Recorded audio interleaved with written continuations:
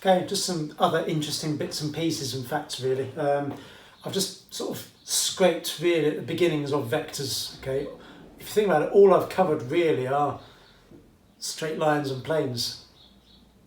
That's it really. A lot of examples, aren't there, on straight lines and planes. Okay, but for that we need to do the cross product. We need to do the scalar product as well. But yeah, it's kind of yeah. But that's the basics that you've taken through. Okay, a little bit scared. Yeah, vectors is scary, but sort of positive mindset. It's like try and break things down as simply as possible. What does a question really want you to do? What method do you have to use for it? Is it a scalar product, is it a vector product, or is it a simultaneous equations method? Okay, I'm just show you some cool stuff, okay, because I want to show you some other applications as to why vectors is quite useful. Area of a triangle, okay? Area of a triangle. You know how to find the area of a triangle, okay? Its area equals half AB sine C. Yeah, okay? Well, if you've got AB and AC, okay, and if I write that as vector AB, okay, then what we've got is a half of the modulus of AB, yeah, if we had that as a vector, multiplied by the modulus of AC, if we had that as a vector, times by sine C. Yeah, sine of, well, that angle there, I'm going to call it theta, okay? That would be how you would do it, okay? Where have you seen that before?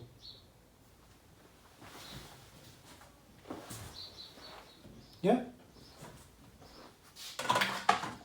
Cross product, okay? The only thing that's different is the n hat. Do you remember what the n hat means?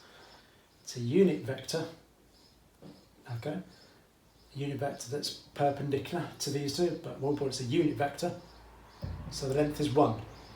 So basically, as far as we're concerned, that as a numerical value is sort of 1. Okay?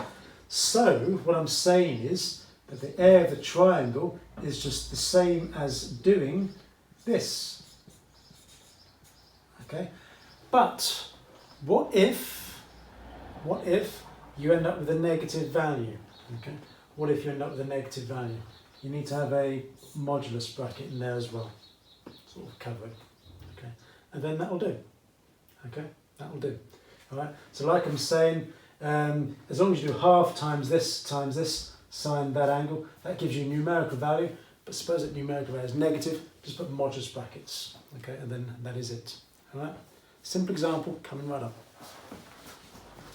Okay, but if this simple example, using a formula I showed you, the reason I stopped the video is because I had to rub all that off and put this on. I didn't want to waste away minutes here. So find the area of the triangle with points, this. If you think about it, we've done that already, okay, in, I can't remember what it was, okay, in a previous video, okay. But what I want to use is the formula. Area is equal to a half of AB cross AC, okay. I'm going to use that. So first of all, we've got to work out what A, B is, haven't we? Okay. So A to B is going to be negative 16, negative 2 plus 4, 16, the 1, 0. Okay. And AC is going to be negative 8, and then 0, and then 0. Oh, isn't that nice? Yeah. By now, I hope you're getting the idea that when you get zeros in vectors, that's nice. Okay, because going to simplify things now. Then to find the cross product of that, okay, we're going to get the determinant out. So I, J, K. So that's just my expression. I always say, let's get the determinant out. Out of where? I don't know. Put it there. Anyway, so here you got negative 16, 16, 0, and then negative 8, 0, 0. Okay, yeah. Why do I say that? I never say let's get out Pythagoras' theorem. I never say right, let's get out our integral thing. And I always say let's get out the determinant. Anyway, there we go. So what's that going to be? So here, remember that 16.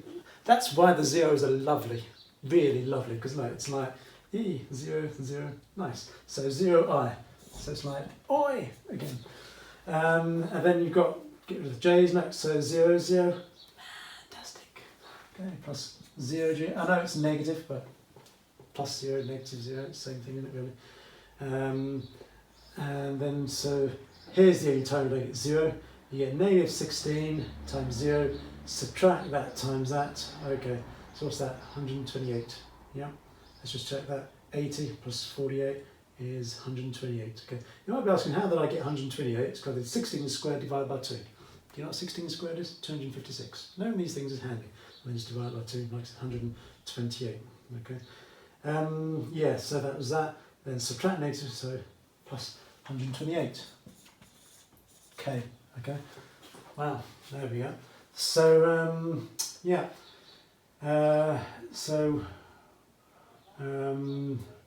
What does that mean we're going to do now? Okay. So my mind's gone sort of blankish at the moment. Okay. Oh yeah. So there we go. So now we want to work out the modulus of that. What effectively that means is the length of that, okay? So use Pythagoras' theorem. Clearly, that squared plus that squared plus that squared, then square it again is 128. Okay, so therefore our answer should be 1/2 of 128, which is 64 square units. Okay? Yeah. Yeah, so I just had the answer there in front of me, I just wanted to check that one. Oh, wow. There you go, yeah. It just bothered me. I wasn't expecting all the zeros. Okay, it's teamed a bit too easy, but yeah, there you go. Right, there you go. Simple example. Right. Next, parallelogram. This is going to be a very short video. Okay, that's what parallelogram looks like. So assume you've got all 4 coordinate positions, A, B, C, D.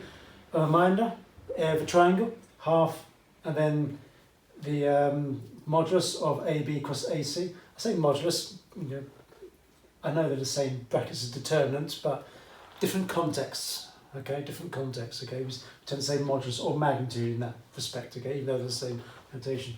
Right, so why have we written on that? Okay, well, look, if I just split that into 2, that is the formula for that triangle, isn't it? Yeah, if you've got points A, B, C, then that will give you the area of that triangle, okay? What are you going to do to work out the area of the parallelogram? Yeah, that triangle. And it's the same as that triangle there, isn't it? Because it's a parallelogram. Okay, simple. So the area of a parallelogram, that's my shorthand notation, parallelogram, is double that, which is AB cross AC. And then modulus of that. Done. I don't think I need to give you an example, do I? Really? All I'm going to do is give you 4 coordinate positions, okay, and it doesn't matter which points you use. So I tend to use the first 3 that are given to me, so A, B and C. Find AB, find AC, cross product, modulus, done. Okay, that's it.